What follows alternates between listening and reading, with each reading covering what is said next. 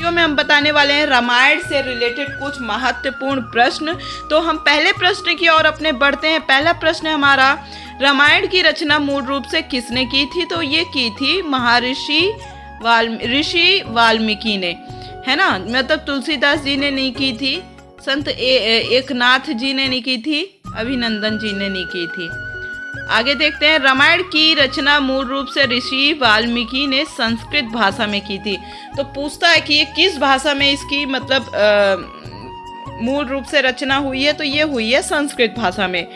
Next है, लक्ष्मण को किसका अवतार माना जाता है? ऑप्शन ए है इसमें भगवान विष्णु का, ऑप्शन बी है भगवान शिव का, ऑप्शन सी है भगवान ब्रह्मा का और ऑप्शन डी है शेषनाग का। तो इसका जो सही उत्तर है ये ऑप्शन डी है, शेषनाग का अवतार माना जाता है लक्ष्मण जी को। आगे इसकी व्याख्या देखते हैं। भगवान राम को विष्णु का अवतार माना जाता है जबकि लक्ष्मण को शेषनाग का अवतार माना जाता है। अगर पूछता है कि भगवान राम को किसका अवतार मानते हैं तो विष्णु का अवतार माना जाता है, और शेषनाग का लक्ष्मण जी को किस चीज का अवतार मानते हैं? ये है शेषनाग का। आगे देखते हैं, किस वैद्य ने भगवान राम को लक्ष्मण के प्राण बचाने के लिए संजीवनी बूटी के बारे में बताया था? ऑप्शन ए है विशारण, ऑप्शन बी है सुषेण, ऑप्शन सी है वराहमिहिर, ऑप्शन डी है महावीराचार्य। तो सही उत्तर है ऑप्शन बी सुषेण। नेक्स्ट है, इसका व्याख्या देखिए। सुषेण वैद्य ने भगवान राम को लक्ष्मण के प्राण बचाने के लिए संजीवनी बूटी के बारे में बताया था। आगे देखते हैं, भगवान राम के पिता का नाम क्या था? तो भगवान राम के पिता का नाम क्या था? ऑप्शन ए है शालीशुका, option B Brihadrath, option C राजा धीराज, ऑप्शन डी है दशरथ। तो सही उत्तर है ऑप्शन डी, दशरथ जी नाम था, राजा दशरथ कहते थे। इसकी व्याख्या देखते हैं।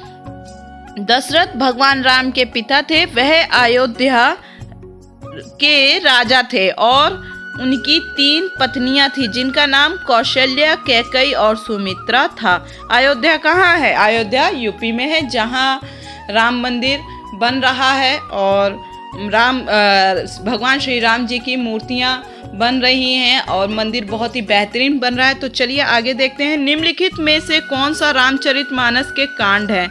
ऑप्शन ए है बालकांड, ऑप्शन बी है आरण्य कांड, ऑप्शन सी है किष्किंधा कांड या फिर ऑप्शन डी उपरोक्त सभी सही हैं।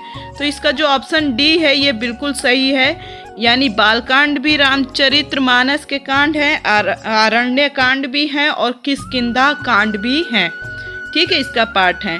तो व्याख्या देखते हैं, रामचरितमानस को 7 कांडों में विभक्त किया गया है। कितने कांडों में? 7 कांडों में विभक्त किया गया है। एक है बालकांड, एक है अयोध्या कांड, आरण्य कांड, किष्किंधा कांड, सुंदर कांड, लंका कांड यानी युद्ध कांड जिसे कहा जाता, और उत्तर कांड। तो ये इम्पोर्टेंट है, याद रखना कि देखिए अगर आप हिंदू धर्म से, यहाँ मैं धर्म विशेष की बातें नहीं कर रही हूँ, लेकिन हाँ क्वेश्चन पूछे जाते हैं या जानकारी के लिए समाज में आप निकल गए, कभी किसी ने पूछ लिया अपने ग्रंथों के बारे में बताइए, कुछ क्वेश्चन ही कर दिया। अगर हमारे इस सीरीज से क्वेश्चन आते हैं तो आप आसानी से बता सकते हो, अगर हमारी वीडियो आप देख चुके होंगे तो।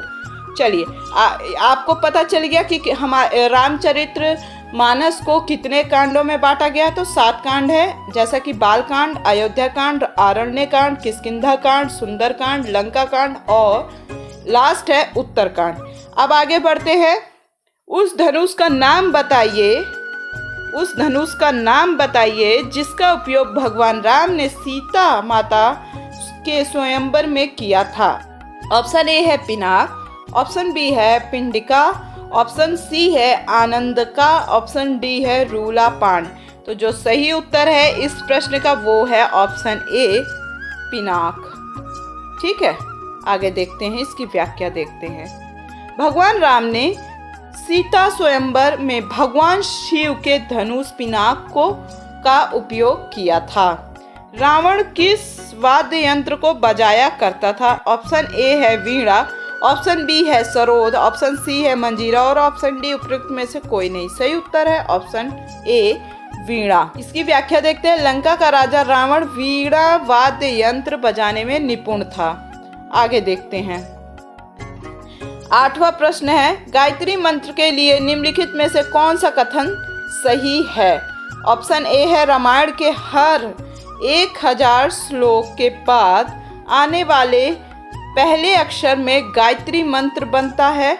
ऑप्शन बी है इसमें गायत्री मंत्र में 24 अक्षर होते हैं। ऑप्शन सी है यजुर्वेद में सबसे पहले गायत्री मंत्र का उल्लेख किया गया, या फिर ऑप्शन डी ए और बी दोनों सही है। तो इसका जो सही उत्तर है ऑप्शन डी है, यानी ए और बी जो ऑप्शन है बिल्कुल सही है। ऑप्शन डी इसमें राइट उत्तर है। आगे देखते हैं इसकी व्याख्या। गायत्री मंत्र में 24 अक्षर होते हैं और वाल्मीकि रामायण में 24,000 श्लोक होते हैं, यानी श्लोक हैं। रामायण के प्रत्येक 1000 श्लोक के बाद आने वाले पहले अक्षर से गायत्री मंत्र बनता है। यह मंत्र इस पवित्र महाकाव्य का सार है। ऋग्वेद में सबसे पहले गायत्री मंत्र का उल्लेख किया गया है। आगे देखते हैं। उस जंगल का नाम बताएं जहां भगवान राम, लक्ष्मण और देवी सीता माता वनवास के दौरान रुके थे। तो ऑप्शन ए है अरण्य, ऑप्शन बी है अरण्यक, ऑप्शन सी है दंडकारण्य, ऑप्शन डी है करण्या। तो सही उत्तर है ऑप्शन सी दंडकारण्य। इसकी व्याख्या देखते हैं। दंडकारण्य में भगवान राम, देवी सीता और लक्ष्मण ने अपना वनवास बिताया था। तो ये याद रखना आप, दंडकारण्य जो जंगल था, वनवास जहाँ पे काटा गया था भगवान राम ने और लक्ष्मण माता सीता ने 14 वर्ष बिताए थे, तो ये दंडकारण्य में बिताए थे। ऑप्शन प्रश्न नंबर 10 है, भावार्थ रामायण किसने लिखी है? तो ऑप्शन ए है माधव कंडाली, ऑप्शन बी है एकनाथ, ऑप्शन सी है कृतिवास, ऑप्शन डी है बुद्ध रेड्डी। तो सही उत्तर है ऑप्शन बी एकनाथ। व्याख्या देखिए। भावार्थ रामायण को एकनाथ ने लगभग 16वीं शताब्दी में मराठी भाषा में लिखा था। यह कुछ दिलचस्प प्रश्न उत्तर रामायण और भगवान राम से जुड़े हुए हैं, जिनका उपयुक्त विवरण में आपको दिया गया है। यह प्रश्न आपके सामान्य ज्ञान को बढ़ाने में काफ़ी असरदार होंगे। तो ये प्रश्न आपको कैसे लगे और आप कमेंट सेक्शन बॉक्स में ज़रूर बताना। अगर आपको पहले से भी पता थे तो तब भी आप बताना, पता तो होंगे ही, ऐसी बात नहीं है। और अगर आपको पहले से पता था कमेंट सेक्शन बॉक्स में बताइएगा। अच्छी लगे वीडियो तो ज़्यादा से ज़्यादा लाइक और शेयर कर दीजिए। चैनल में नए हैं तो फटाफट से चैनल को सब्सक्राइब कर दीजिए, साथ ही साथ बेल आइकन ज़रूर प्रेस करें।